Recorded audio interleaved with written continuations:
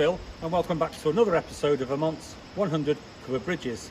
Today we're at the Sayre Bridge, which is in Thetford.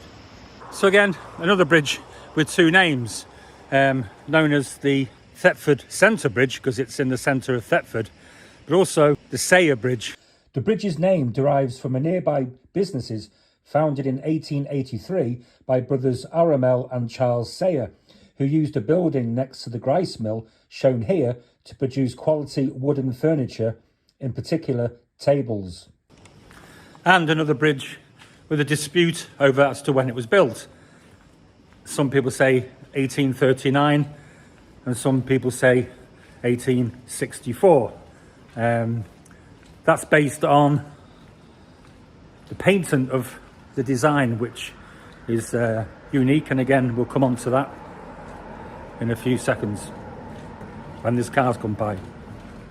When you look at the bridge, it looks like it's got a burr arch truss, and also you've got the multiple king post trusses going along behind it.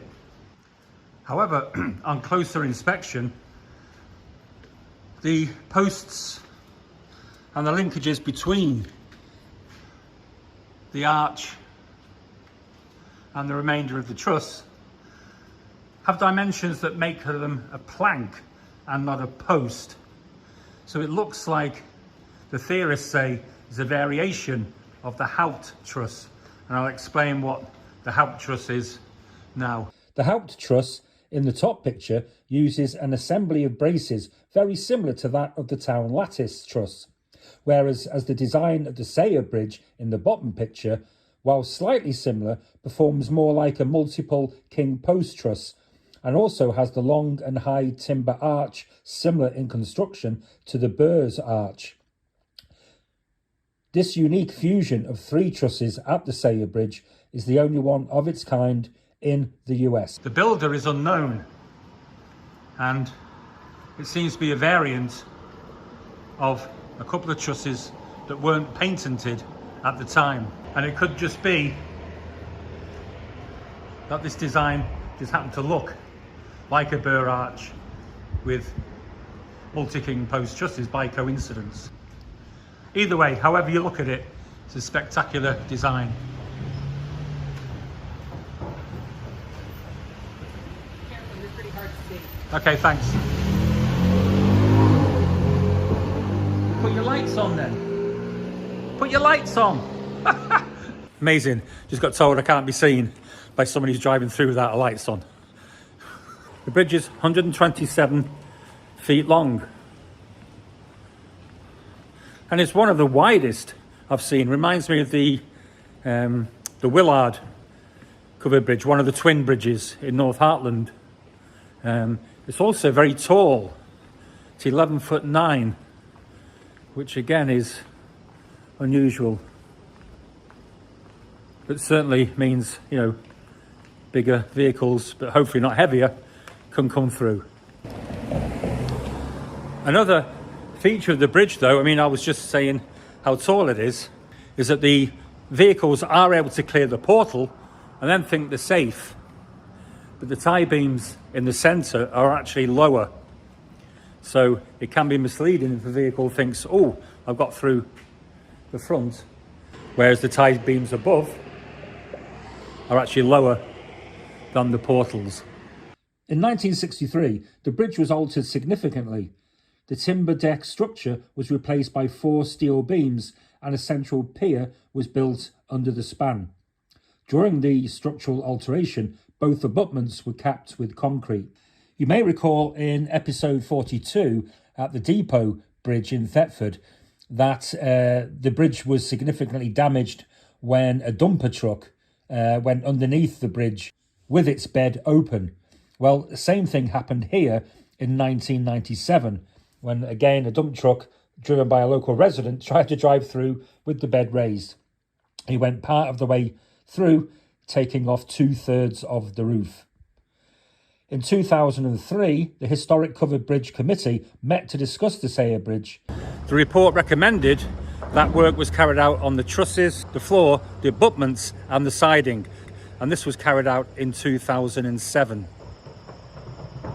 And there's a path from the bridge down this lane leading up to houses that then has a footpath down to the river, and that's where we're heading for now.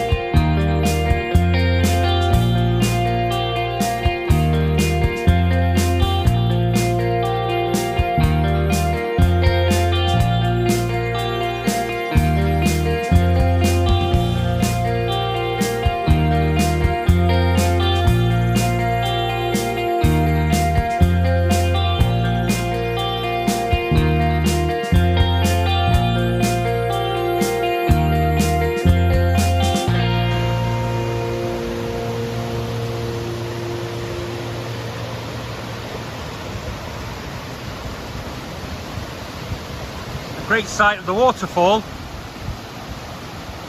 and this is the Ompompanoosuc River.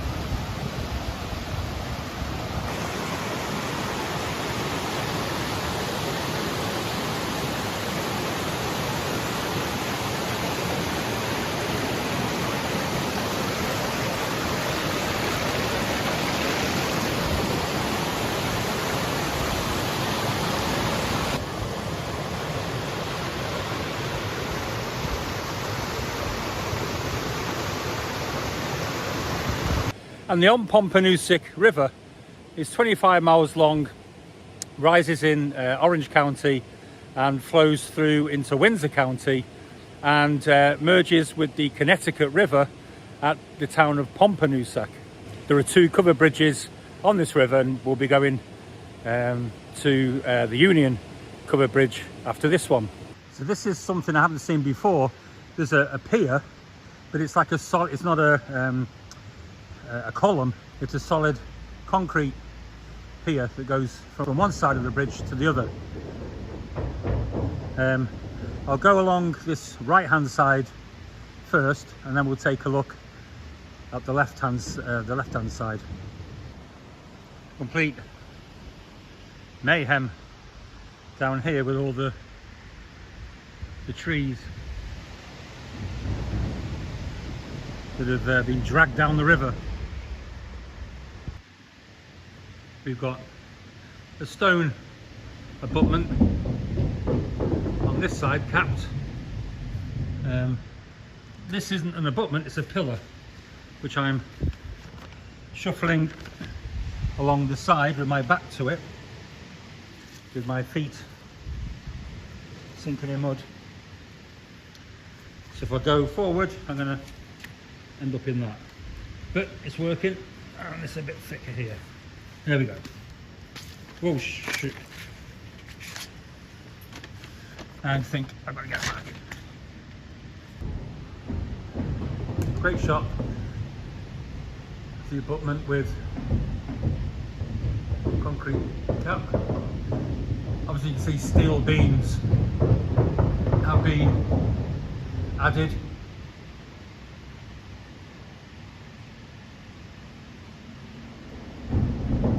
So now we're taking the left hand side.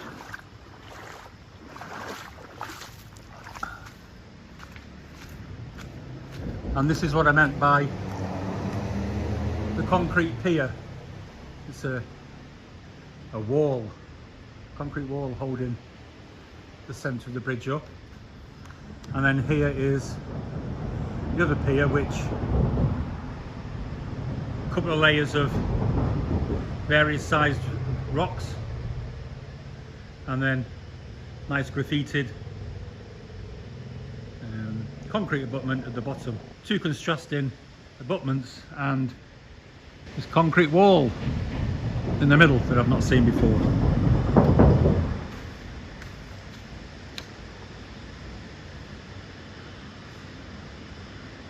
Bridge looks to be good. Again, steel beams, obviously.